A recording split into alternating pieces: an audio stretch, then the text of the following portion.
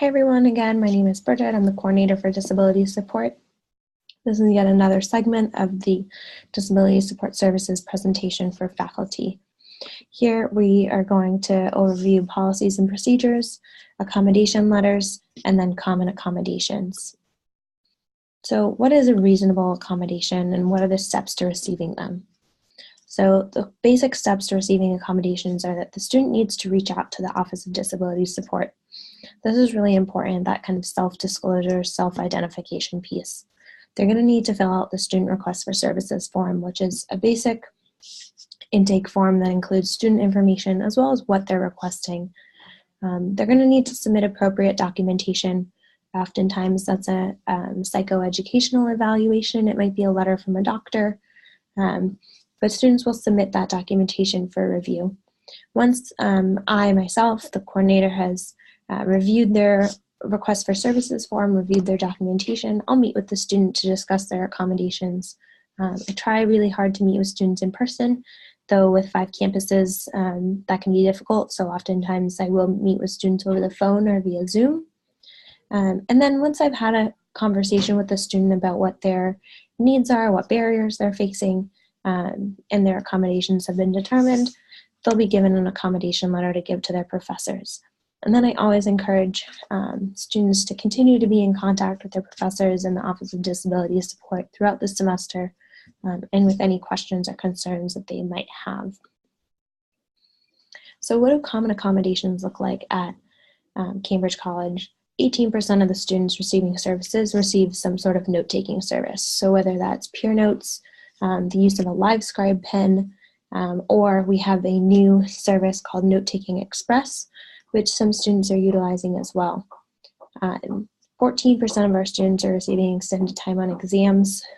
Most often it's 1.5 times or double time, though I know there are a few students that receive 1.25 times. And then 11% of our students are receiving extended time with a tutor. Generally at Cambridge College, you can meet with a tutor once a week, but there are some students who do require meeting with a tutor more than once a week, so they get that twice a week option.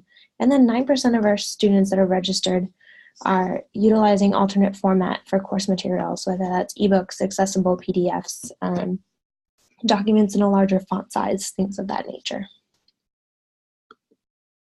And then, okay, so what do I as a faculty member need to do? What are your responsibilities? Do you want to engage in a conversation with the student? I encourage all students to speak in person with their faculty members.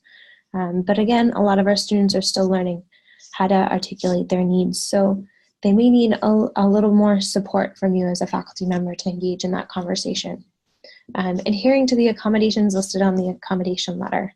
And then if you have any questions or concerns, come to the coordinator of disability support, come to myself. But what are some questions that might arise?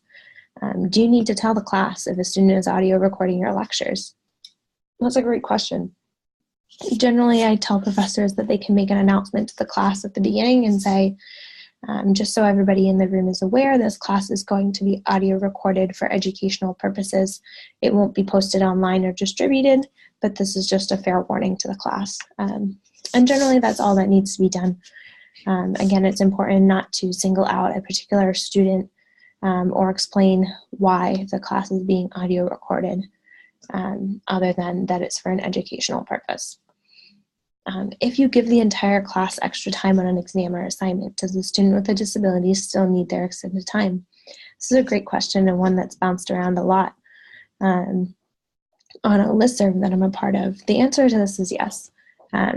If a faculty member gives an exam and gives the entire class 1 hour, even though the exam is designed to take 30 minutes, the student still gets the extended time beyond what the class has been given. It's always based off of what the entire class has been given. So if the entire class has been given an hour and the student gets time and a half, then the student would get an hour and a half.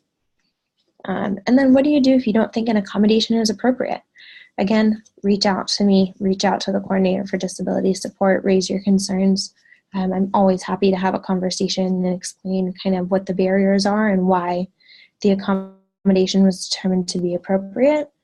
And if we need to reassess and revisit and come up with some alternatives, I'm happy to engage in that conversation as well.